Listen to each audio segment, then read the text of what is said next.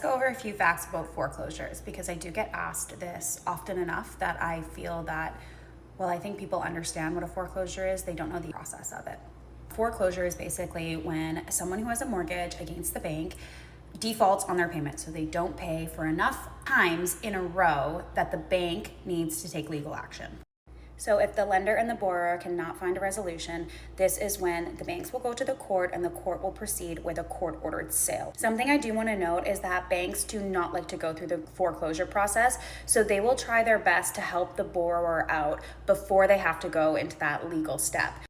Now, what's the actual foreclosure process once it's listed on the MLS? Well, to start, while they may list the home under what fair market value is, they're not going to be wholesaling it altogether. So they're not just going to be giving it away. They're still going to try to retain the value of the home so that the bank can get their money back.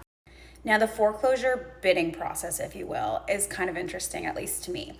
So how it works is, while they will list the home on the MLS, one person will start the bidding process. So someone will do a contract to purchase and sale, whatever offer they like, and they will submit it to the listing agent. The court still has to go through the process of making sure that it's a fair enough offer, meaning that they still actually have to accept that offer. Once that offer is accepted, the court date's set, and then anyone who's interested in writing an offer will be able to go to court on that date with an offer prepared and submit. And pretty much the highest offer will win. Now, the craziest part about foreclosures is that you can have no subjects on your offer. So that means that you can't have your regular subjects in on this offer, such as financing or inspection.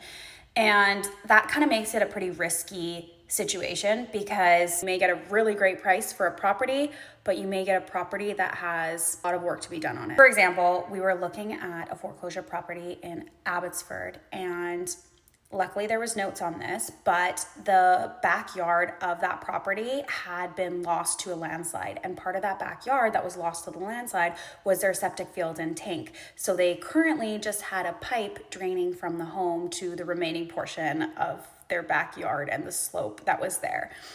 So luckily that information was there for us at that time, and I was able to let my clients know, but it's not guaranteed that you'll have that information every single time.